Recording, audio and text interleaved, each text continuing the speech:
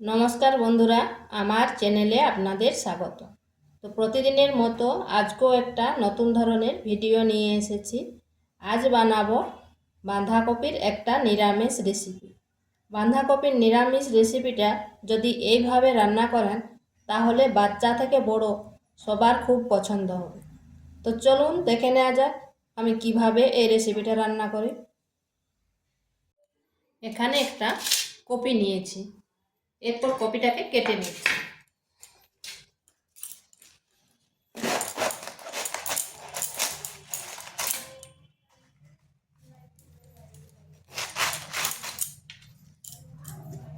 আমি পুরো কপিটা রান্না করব না,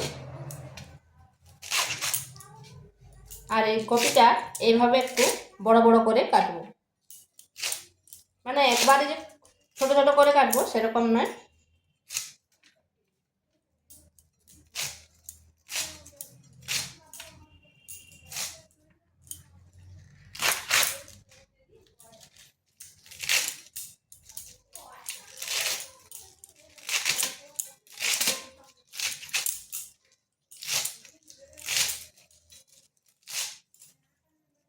এইভাবে কেটে নিয়েছি, এরপর এটাকে ভালো করে ধুয়ে নিচ্ছি, ধুয়ে করে জল ঝরিয়ে নিচ্ছি।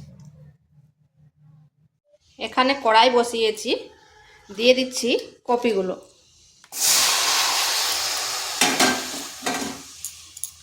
আর দিয়ে দেবো পরিমাণ মতো লবণ। এইভাবে একটু নেড়ে নিচ্ছি। এই লবণ দেওয়াতে প্রচুর পরিমাণে জল বেরোবে, আর এখন তো কচি কপি, তাই আর জল দিলাম না। ঢাকা দিয়ে 2 মিনিট রেখে দিচ্ছি, মানে কপিটাকে একটু ভাপিয়ে নিচ্ছি। ওদিকে একটা মশলা রেডি করব। নিয়ে নিচ্ছি 2টো কাঁচা লঙ্কা, হাফ চামচ কালো সর্ষে, হাফ চামচ হলুদ সর্ষে, 1 চামচ পোস্ত,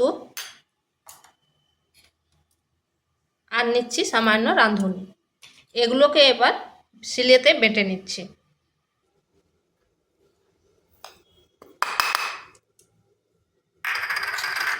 আর এখানে দিয়ে দিচ্ছি আদা, এরপর এগুলোকে পেস্ট করে নিচ্ছি। 2 মিনিট পর ফিরে আসলাম, এরপর কপিটাকে তুলে নিচ্ছি।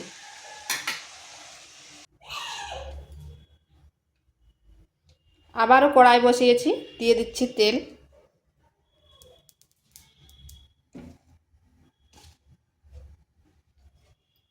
দিচ্ছি 5 ফোড়ন, কালো জিরা, একটা শুকনো লঙ্কা, আর দিয়ে দিচ্ছি একটা মিডিয়াম সাইজের আলু।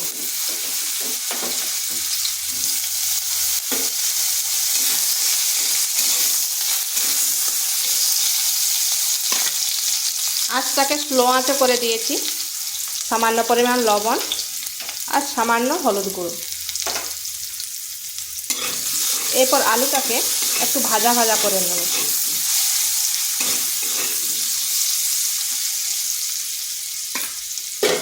ঢাকা দিয়ে 2 মিনিট রেখে দিচ্ছি। এরপর যে কপিটাকে ভাপিয়ে রেখেছিলাম ঠান্ডা হয়ে গেছে, এখানে দিচ্ছি সামান্য পরিমাণ হলুদ গুঁড়ো, সামান্য লঙ্কার গুঁড়ো, কারণ কাঁচা লঙ্কা দেওয়া আছে মশলাতে। দিয়ে দিচ্ছি একটা ছোট সাইজের টমেটো, আর যে মশলাটা পেস্ট করে রেখেছিলাম সেই মশলাটা।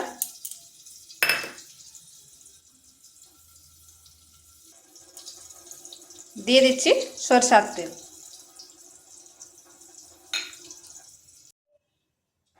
এখানে দিয়ে দিচ্ছি সরষের তেল, এরপর ভালো করে মাখিয়ে নিচ্ছি, হাত দিয়ে এভাবে মাখিয়ে নিচ্ছি। একবার এইভাবে বাঁধাকপির নিরামিষ রেসিপিটা রান্না করে দেখবেন, খেতে কিন্তু দুর্দান্ত লাগে। গরম গরম ভাতের সাথে আর কোনো কিছুর প্রয়োজন হবে না।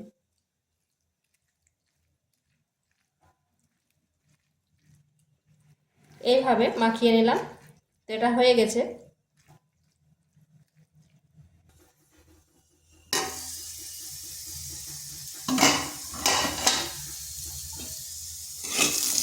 এদিকে আলুটাও ভাজা ভাজা হয়ে গেছে, দিয়ে দিচ্ছি কপিটা।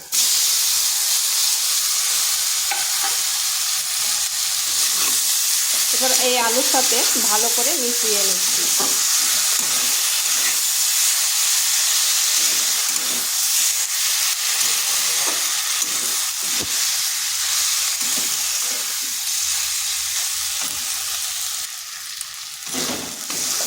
এটাকে বেশ কিছুক্ষণ এইভাবে নেড়ে চেড়ে নিতে হবে।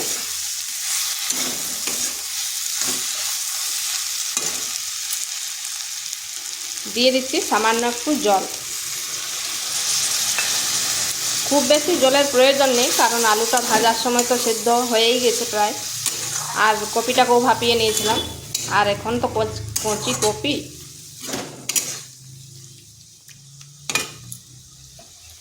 দিয়ে দিচ্ছি 1 চিমটে চিনি।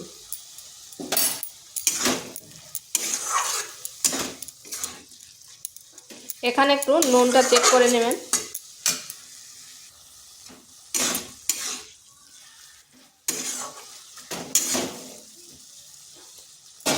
এরপর এটাকে ঢাকা দিয়ে 2 থেকে 3 মিনিট রেখে দিচ্ছি।